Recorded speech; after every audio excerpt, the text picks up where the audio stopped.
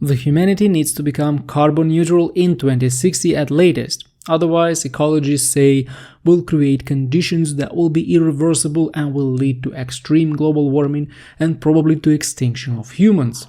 Well, according to Statista, cars and vans globally produce about 3.5 billion metric tons of CO2 a year.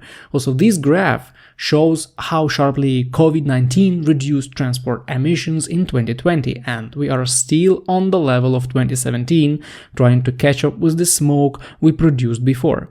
So ecology activists and organizations are blaming internal combustion engines for global warming and other deathly sins of humanity. But before I tell you how emission control actually kills your cars, let me tell you some more stats. On average, globally, 1 kilowatt-hour of energy produced creates 1 pound or about half kilo of CO2 emissions. So an average American household that reportedly consumes about 10,000 kilowatts of energy per year produces 10,000 pounds or roughly 5 tons of CO2 a year. With 131 million households in the USA, that's 655 million tons of CO2 a year for producing electrical energy. From the USA only. Now let's add China with its love to burning coal and we'll get billions and billions of tons of CO2. So what do energy activists say? Right, they say EVs will save our planet. They keep adding loads to the grid by motivating everyone to buy green electric vehicles.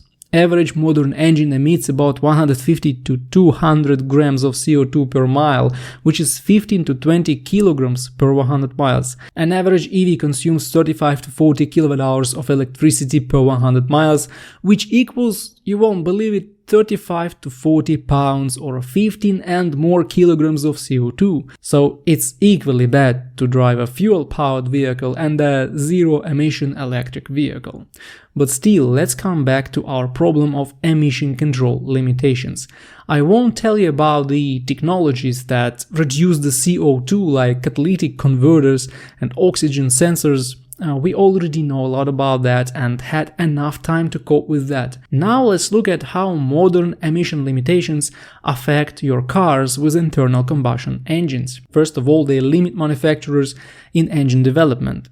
Basically, within the last 7 years, there were about 0 new engines. Manufacturers keep milking the technologies that they created by adding more and more software and hardware emissions control units and basically making the engine suffocate. Investing in the new generation of internal combustion engines is not lucrative anymore. Then one more thing is the oil change intervals.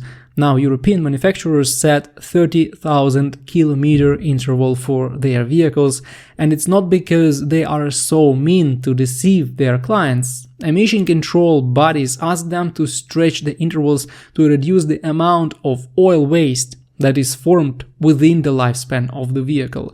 And no one cares that the lifespan of that vehicle is reduced by half with such decisions.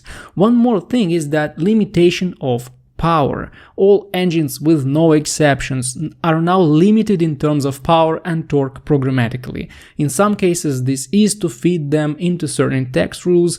In some countries, in other cases, this is to reduce emissions directly by reducing the maximum power. So you basically pay for an engine that could safely produce 250 horsepower, but after all limitations, you get a suffocated engine that produces 150 horsepower, and you drive like an 87-year-old granny. And you know what? This is actually bad for the engine's lifespan. It gets clogged with oil sludge and carbon buildup just because it never heats up properly. One more thing is that all those start-stop features are killing the battery in your car, and by doing this, they're also putting at risk the electronics in your vehicle. Modern electronic modules are very sensitive to any voltage anomalies in your car. So if you keep driving with a barely alive battery, they may suffer a lot. And this will also play the role in sending your vehicle to a scrapyard way too early. I personally understand that we should stop burning fossil fuels in all forms, but it seems that in personal vehicles world it's time to face the harsh reality. EVs are not our saviors, at least while we still burn coal and gas to produce electricity. What do you think are the ways to become carbon neutral for 30 or 40 years and stop losing our mind with internal combustion engines and other cool things that we love so much?